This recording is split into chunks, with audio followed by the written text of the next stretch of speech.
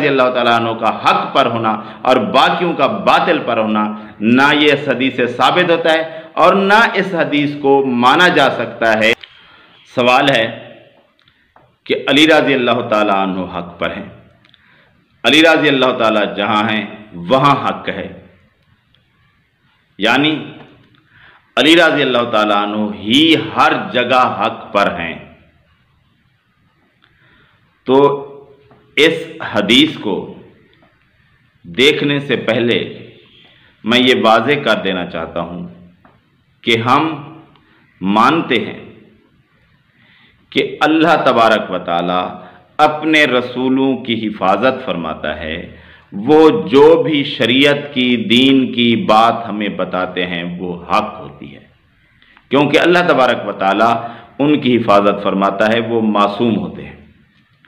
इनके अलावा जो लोग हैं वो खता से पाक नहीं हैं, सब सहाबा, लेकिन वो हक पर थे। उनसे कभी किसी वक्त खता हो गई, ये अलग बात है, किसी सहाबी से किसी वक्त ये खता हो सकती है, लेकिन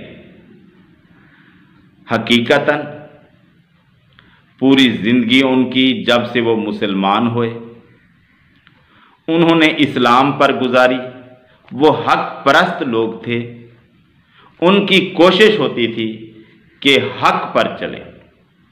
कभी किसी से खता हो गई वो अलग बात है, लेकिन सब सहाबा शरीयत के हिसाब से अबू बकर रज़ी अल्लाह ताला अन्हु, उमर रज़ी अल्लाह ताला अन्हु, उस्मान रज़ी अल्लाह ताला अन्हु, अली रज़ी अल्लाह ताला अन्हु और बाकी सहाबा ये हक पर ही चलने वाले थे, ना कि बातिल पर चलने वाले थे।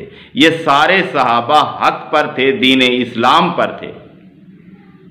तो अली रज़ी अल्लाह ताला अन्हु भी हक पर थे, बाकी सहाबा भी हक पर ही चलते थे।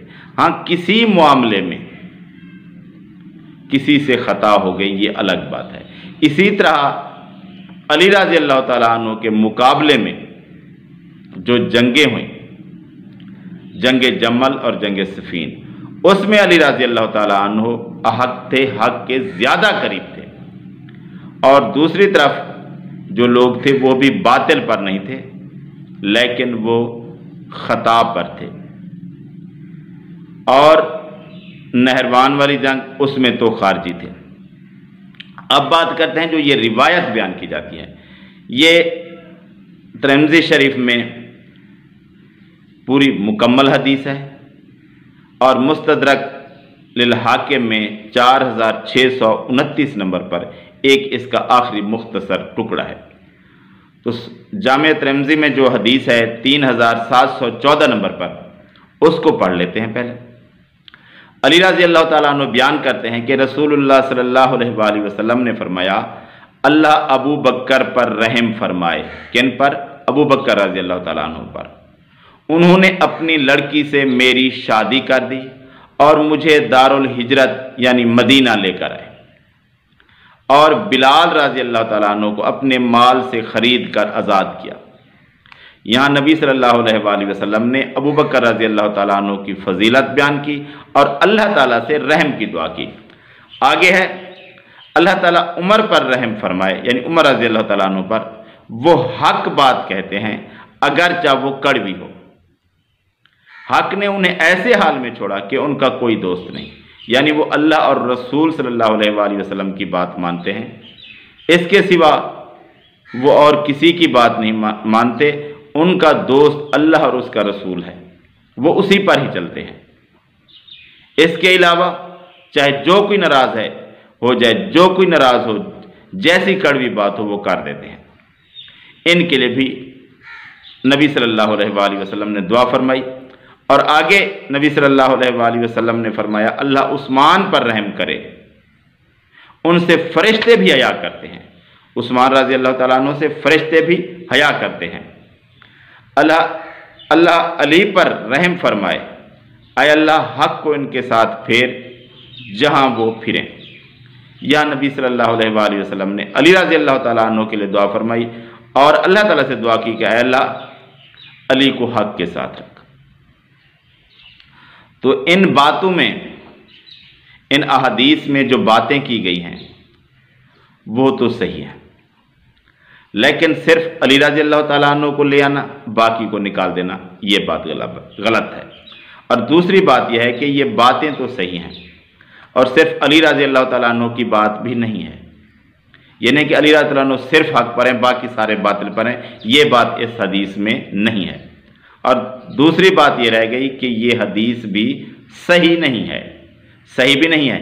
हाँ, इसमें बात तो कोई ऐसी नहीं है जो मानने के काबिल ना हो, लेकिन हकीकतन सनदन ये हदीस सही नहीं है। इसमें रावी मुख्तार बिन नाफे जो है वो इस काबिल नहीं है कि उसकी हदीस मानी जाए। ये ज़ईफ रिवायत है और मुख्तार बिन नाफे पर मुहद्दिसीन की काफ़ी सारी जरह है, जो जरह आप उन किताबों में जिनमें जरह की गई है उनमें भी देख सकते हैं। और अगर नेट पर चले जाएं मुख्तार बिन नाफे लिखें तो वहाँ भी वाज़ेह आ जाता है। और तिरमिज़ी शरीफ में 3714 नंबर पर अगर ये हदीस देखें तो उसके अंदर जो इस्लाम 360 ऐप है उसके अंदर भी वाज़ेह लिखा हुआ है कि ये हदीस ज़ईफ़ है। तो ये हदीस तो ज़ईफ़ है, लेकिन इसमें कोई ऐसी बात नहीं की गई जो मानने के काबिल ना हो। अली रज़ी अल्लाह ताला अन्हु के लिए नबी सल्लल्लाहु अलैहि वसल्लम का दुआ करना इस हदीस से तो साबित नहीं, क्योंकि ये ज़ईफ़ है। वैसे तो अली रज़ी अल्लाह ताला अन्हु को नबी सल्लल्लाहु अलैहि वसल्लम अच्छा समझते थे, उनको हक़ की बात बताते थे, उनके लिए दुआ करना ये कोई अजीब बात नहीं है। लेकिन ये हदीस जो है ना, ये सही नहीं है, ये ज़ईफ़ है। और इस हदीस से ये समझ लेना कि अली रज़ी अल्लाह ताला अन्हु ही सिर्फ हक़ पर थे, बाकी सहाबा अबू बकर, उमर, उस्मान, मुआविया रज़ी अल्लाह ताला अन्हुम अजमईन ये सब लोग बातिल पर थे। तो ये बात सरन गलत है, ये बातिल बात है। क्योंकि अगर आप इस हदीस को माने भी सही तो पहले दूसरे सहाबा की भी तारीफ़ की गई है, उनके लिए भी अल्लाह ताला से दुआ की गई है। तो सिर्फ अली रज़ी अल्लाह ताला अन्हु का हक़ पर होना और बाकियों का बातिल पर होना, ना ये इस हदीस से साबित होता है और ना इस हदीस को माना जा सकता है, क्योंकि ये सही सनद के साथ है ही नहीं। ये एक ज़ईफ़ रिवायत है, इस रिवायत भी ज़ईफ़ है और इससे जो मतलब निकाला जा रहा है वो भी इस हदीस से नहीं निकलता। इस हदीस में तो बाकी सहाबा के भी शान बयान की गई है, तो ये जो मतलब निकाल रहे हैं ये गलत है।